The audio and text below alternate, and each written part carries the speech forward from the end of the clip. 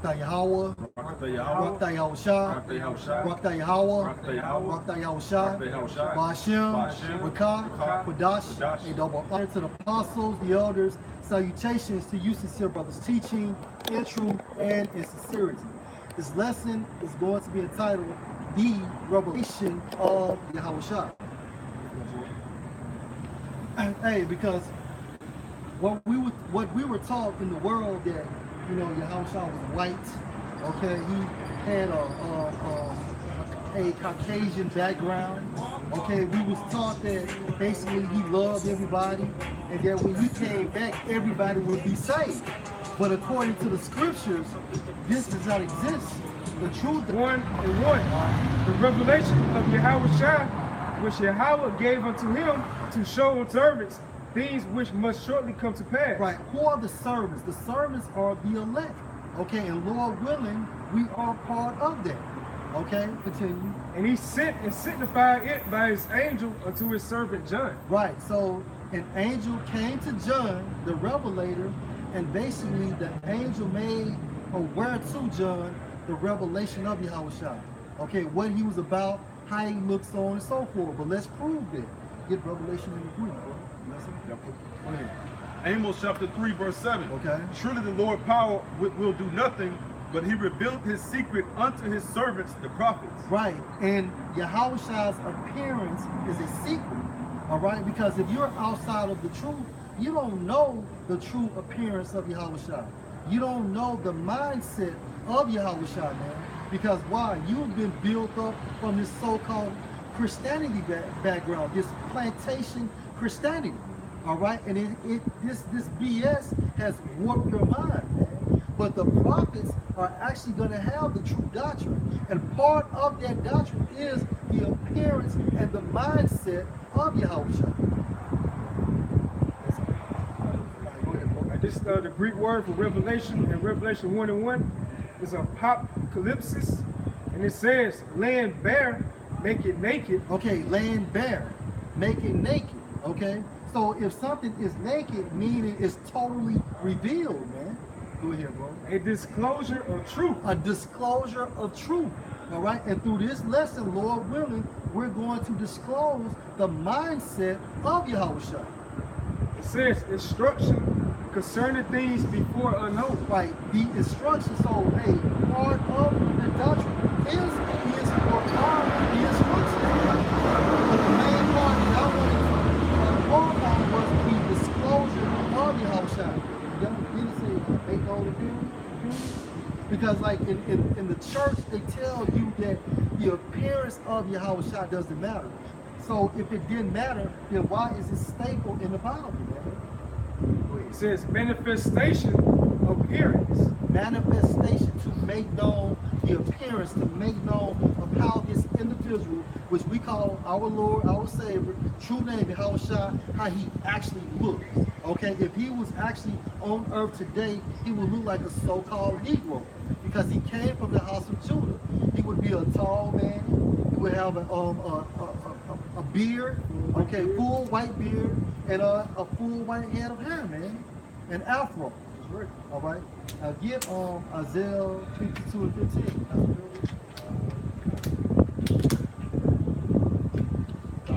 This is the book of 2 John chapter 1, verse 2. You know, because people may ask, okay, why does it matter? Or why did we bring it out constantly?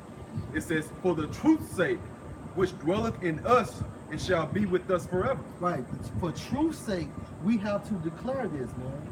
Okay, because this is vital to the elect. They have to know how their Lord looks, man. All right, and if it wasn't important, why did Esau liken YAHAWASHI's image to a so-called white man?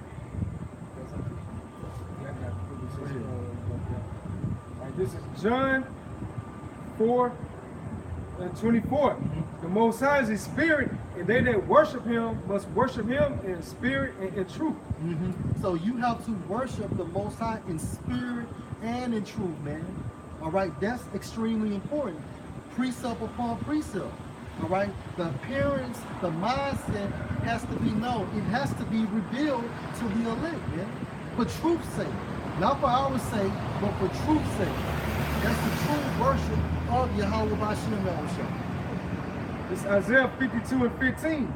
So shall he sprinkle many nations. So shall he sprinkle many nations. Who is the he referencing to? YAHAWASHI. The kings shall shut their mouths at him. The kings shall shut their mouths at him. Continue. For that which had not been told them should they see. Right. Everything we're saying basically is gonna manifest. All right. In the spirit, we believe that because of the substance of faith. Go ahead. And they that which they had not heard should they consider. Right. Because everything that we talked about, via the scriptures, is gonna come to light, man. When Yahushua comes back, he's gonna get down, and he's not gonna have this mindset of how America teaches you of Jesus Christ. No, he's gonna have the same mindset that we have, man. Because why? It's one body, one truth. All right. It's Isaiah 63 and 3. And this is how Yahushua will sprinkle the nations. Go ahead. I have trodden the winepress I alone. have trodden the winepress alone. The winepress is symbolic for these people, man. Go ahead. And of the people there was none with me. Right. For I would tread them in my anger. He would tread them in his anger. You have to understand, when Yahushua went on the cross, it was 2,000 years ago. But if you equate that to the spirit, hey, what's a day to the Lord? 1,000 years. What's 1,000 years to the Lord? One day. So this happened to Yahushua 2 days ago. And trampled them in my fury, and their blood should be sprinkled upon my garments. And their blood shall be sprinkled upon his garments, meaning he's going to do a lot of killing, justifiable. Why? Because they're not doing what the scriptures are saying, man. And he's already pissed off at how the Romans did him, and then you add that to the tab as far as how they're doing his younger Akia, man. He's pissed off. He's pissed off at the state of the word. I mean, so like the state of the world. All right, so he has every right to be mad. It's justifiable, man. Jeremiah 17 and 1. The sin of Judah is written with a pen of iron. Meaning, basically, what is that saying? That when Yahushua went on that cross, man, because wow, wicked people of our nation wanted this to be, man. All right, so that sin has not been blotted out. That's why 2/3 of our people will die, man. Because what did they say? Let his blood be upon us and our children, man. So the Most High has not forgot that. That's why it's been written in with that pen. Like it's something, with the pen, it's like it's etched in. Yeah. You can't pretty much remove it. That's right. The sin of Judah is written with a pen of iron and with the point of a diamond. It is graven upon the table of their heart and upon the horns of your altars. And like that mindset, man. But like the brother was saying, man, once something is written with a pen or with a diamond, it's in there. It's engraved in. It's more so like it's like something that has. If you had like a knife and you're writing, wording on a concrete. You just can't rub that off. It's engraved in there, man. Those ancient hieroglyphs. Yeah, the ancient hieroglyphs. Yeah, hieroglyphs, yeah. Yeah. They've been around for thousands of years, and to this day they're still historical monuments, and they're still present because they were engraved. That's where we get that terminology of engraved in stone. Yeah. Because the only way to get rid of those engravings is to cast away or do away with that actual stone, with that surface, right. Back in Isaiah 63 and 3, it says, and their blood should be sprinkled upon my garments, and I will stain all my raiment. He will stain all his raiment. So when he comes back, he's doing a lot of killing, man. You can start jumping one. Isaiah 63 and 1. Who is that cometh from Edom with dyed garments from Basra? And this is Yahushua, man. And Basra would be the capital of Edom, which today would be America, man. Go ahead. That this is glorious in his apparel, meaning he's traveling in a so-called spaceship, which is also identified as a chariot of Israel, man. Traveling in the greatness of his strength. Right. I that speak in righteousness, mighty to save. Mighty to save. Hence his name, Yahushua. He is the savior. He is the deliverer, man. Go ahead. Wherefore art thou red in thy apparel? Why is he red in his apparel? Because according to Christian doctrine, hey, everything is going to be just love and happiness, man. So why does this man have blood on his apparel? Go ahead. And it says, and thy garments like him that treaded in the wine fat. That's a lot of killing, man. Go ahead. Verse 3. Yeah, because if you just think about this, if you're in a bed of grapes and if you're jumping up and down on those grapes, and if you have like white linen on, hey, you're gonna have that residue, all that residue from those grapes, man.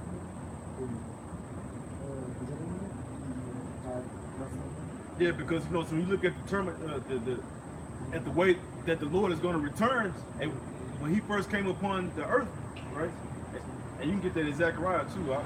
You know, because when He first came upon the earth, He came lowly, He came humble, He came meek, because He was to be ultimately sacrificed as a sheep. Zechariah 9:9. Rejoice greatly, O daughter of Zion. Shout, O daughter of Jerusalem. Behold, thy king cometh unto thee. He is just and having salvation, lowly and riding upon an ass, and upon a coat the foal of an ass. Exactly. And so when He came lowly. But the scriptures also reference Him as the Lord of Sabaoth, the Lord of hosts, all right? Which are the armies, man.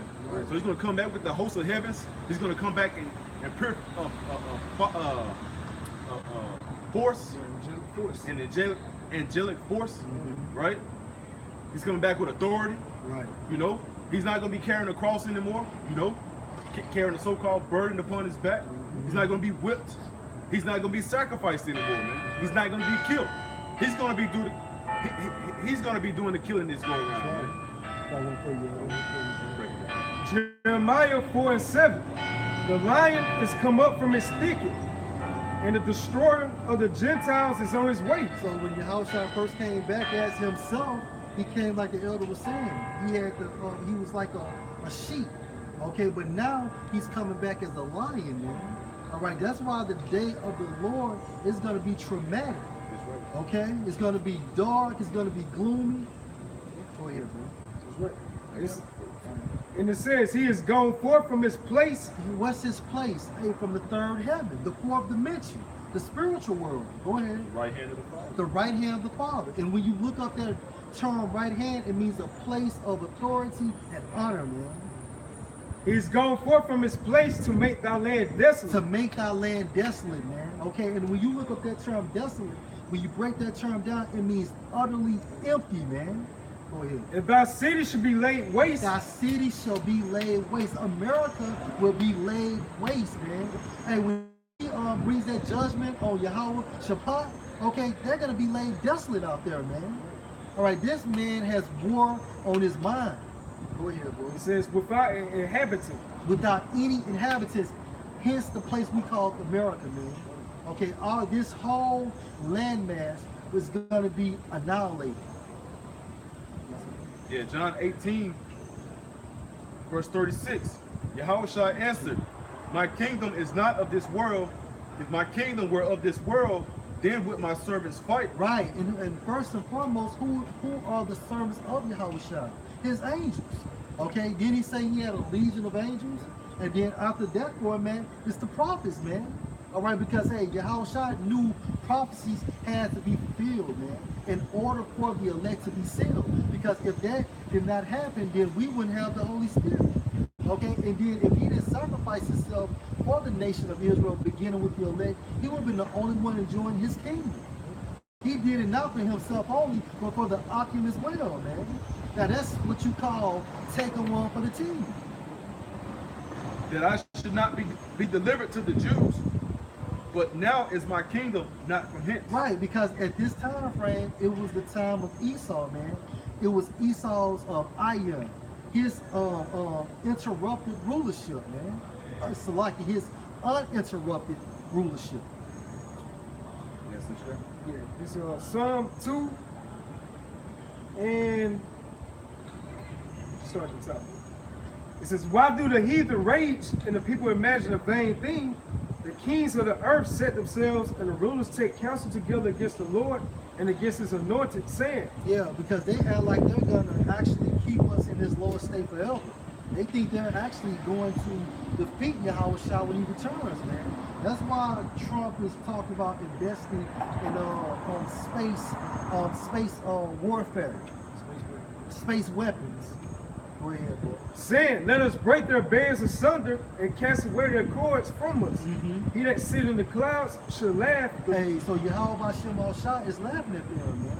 All right, tells you Psalms 11 chapter that his habitation, Yahweh's dwelling is the heavens, man. Go ahead, bro. The Lord should have them in derision. Mm-hmm. Then shall he speak unto them in his wrath and vex them in his sword to pleasure. Yet have I set my king upon my holy hill of Zion. Mm-hmm. And jump down to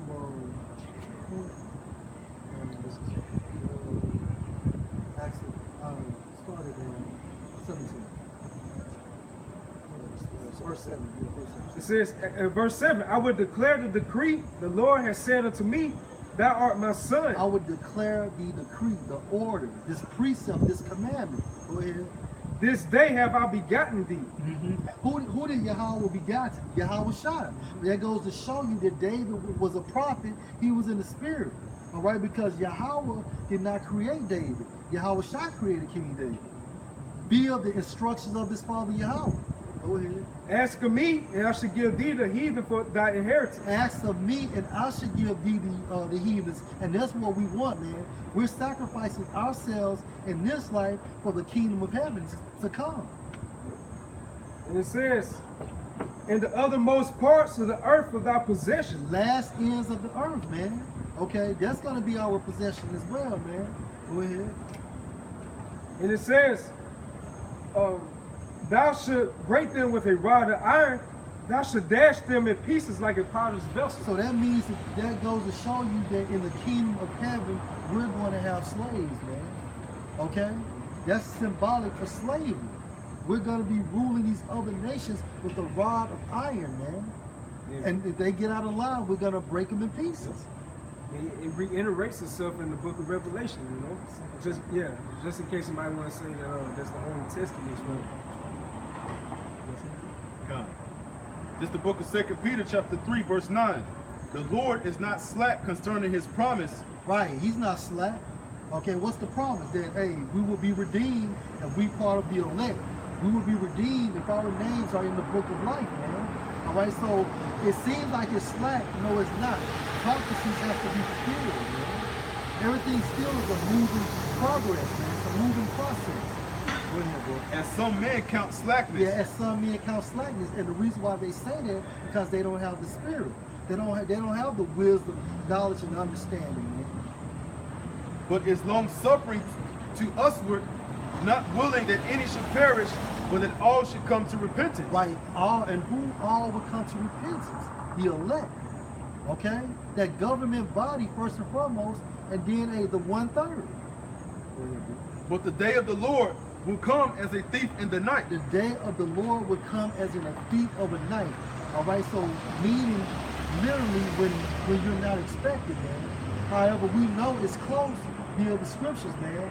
You have Matthew the 24th chapter, man. So we know we're knocking at that door. You can actually see the finish line. So really, through the Spirit, we should be sprinting. Go ahead, bro. In the which the heavens shall pass away with a great noise. The heavens shall pass away with a great noise.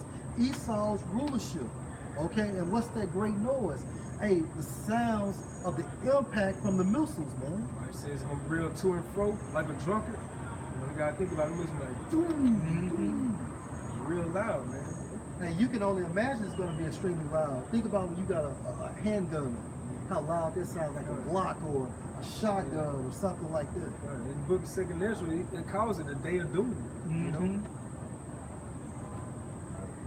It says, and the elements shall melt with fervent heat, the earth also, and the works that are therein shall be burned up. And hence the missiles, man, and the works therein, these wicked deeds, man, believing in bestiality, attaching yourself to the image by getting the microchip, like the brother said, pedophilia, bestiality, man. Just associating yourself with the concept of you do not want to leave the fashion of this world, man. No, this is Like this 2nd Ezra 13:5. Salaki. 2nd Ezra 13:3. And I beheld, and lo, that man waxed strong with the thousands of heaven. That man is YAHAWASHI, and he waxed strong, meaning that those legion of angels, man, all right, his servants. Because all he had to do was actually, you know, if he didn't have any discipline, he could have called those angels, man. And it would have devastated that place 2,000 years ago.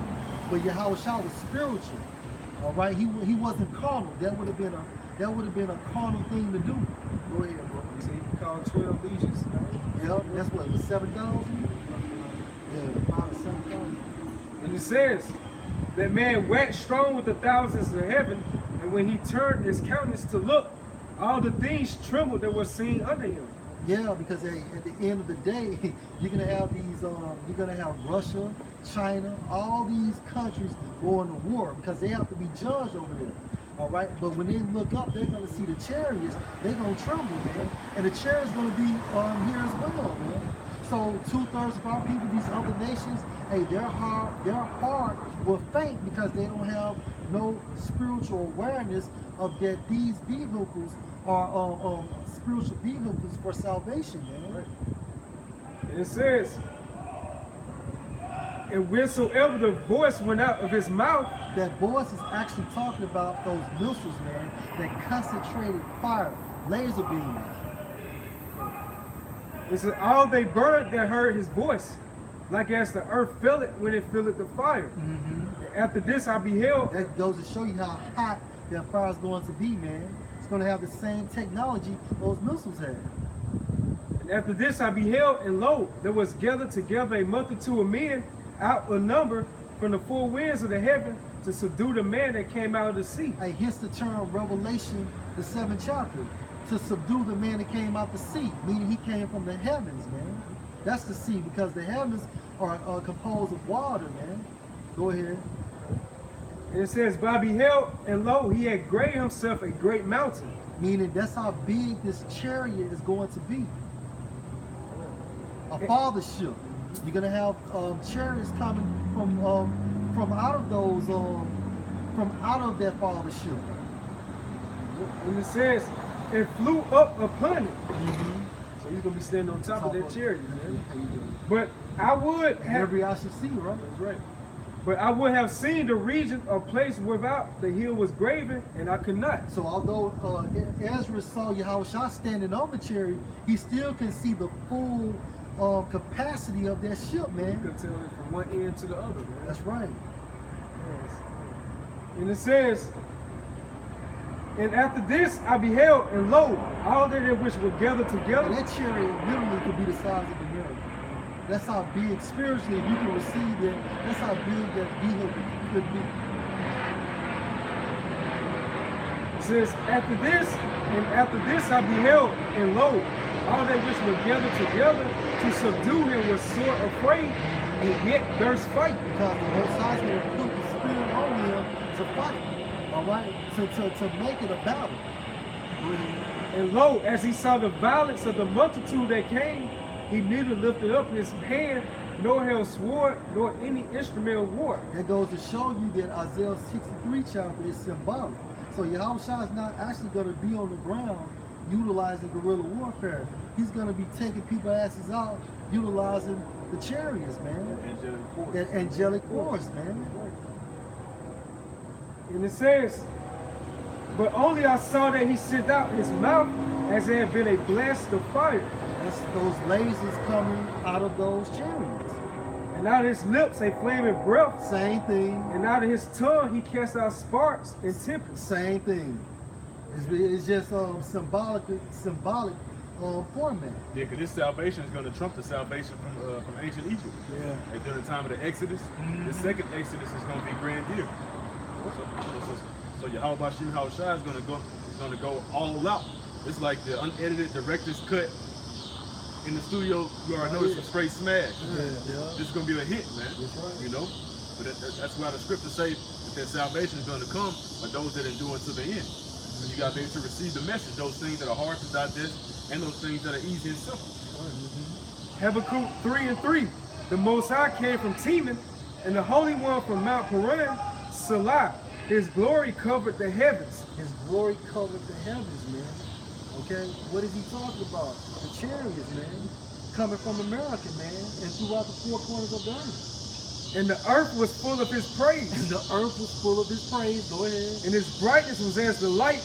He had horns coming out of his hand, and there was the hiding of his power. Right. So the horns is actually talking about the horns is actually talking about the missiles, and the hand is talking about the chariot.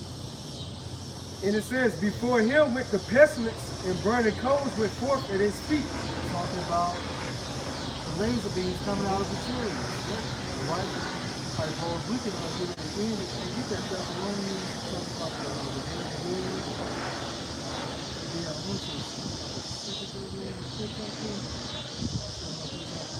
somebody get Matthew 24, I said 36, talks about how the tribes are going to move. This is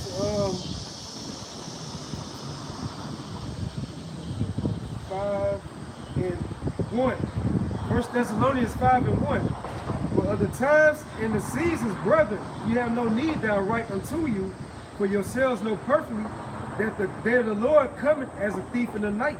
Hence the scriptures, that's how we know how the day of the Lord will come, man. But if you utilize the scriptures, you will always have that spiritual guard. The guard will be up. For when they should say peace and safety, That's what they're saying now, man. Everything is going to be okay, and it's not.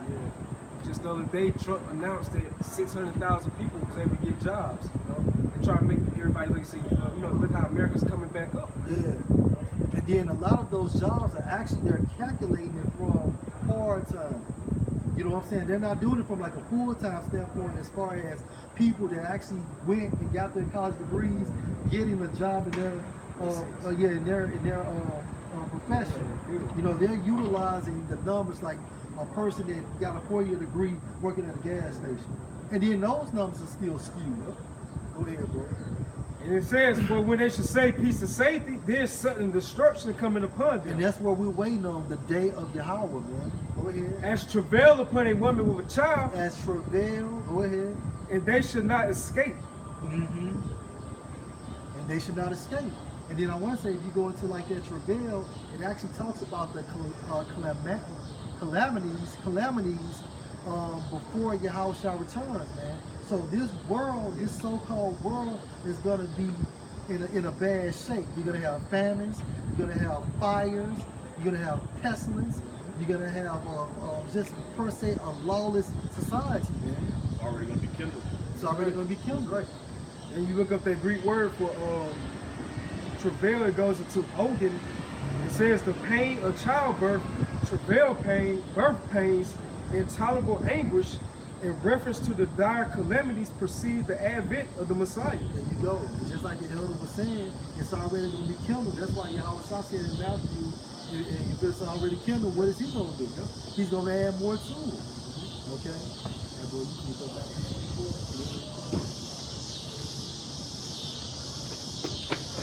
Thessalonians. Yes, Kai got it. Oh, okay. Well, I had something else. Go ahead, brother.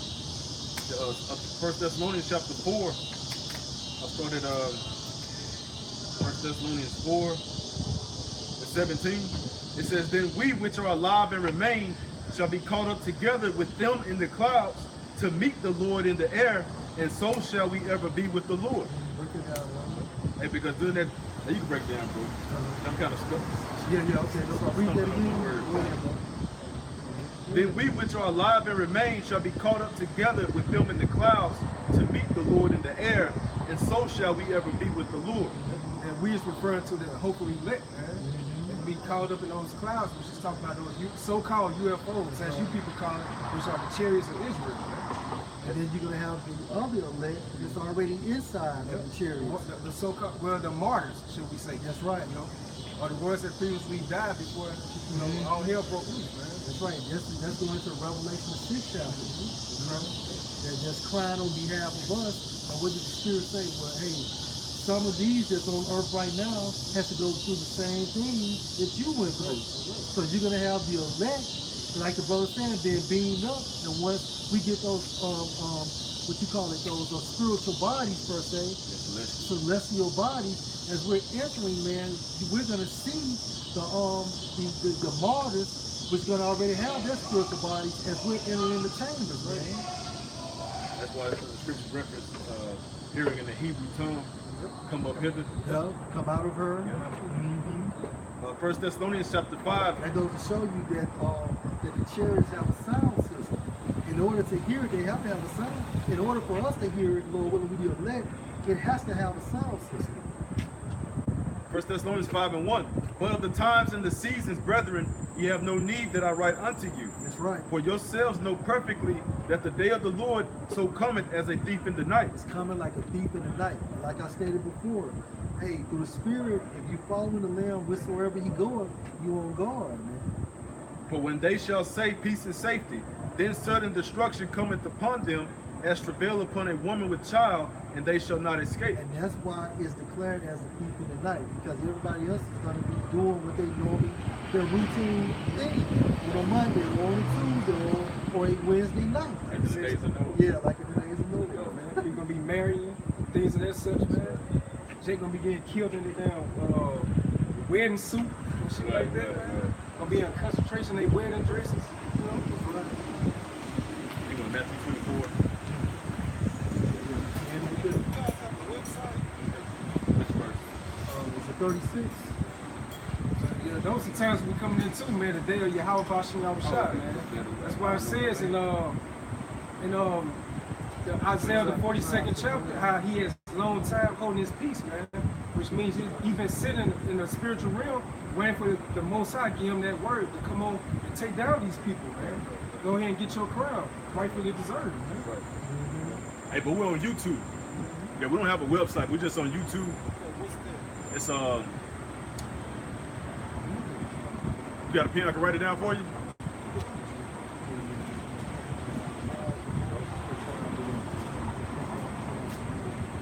Hey, but we're the real Hebrew Israelites according to the Bible.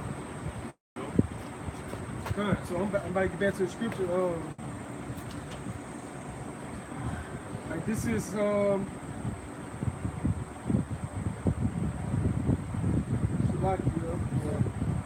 this is Matthew 24:30. And then shall appear the sign of the Son of Man in heaven.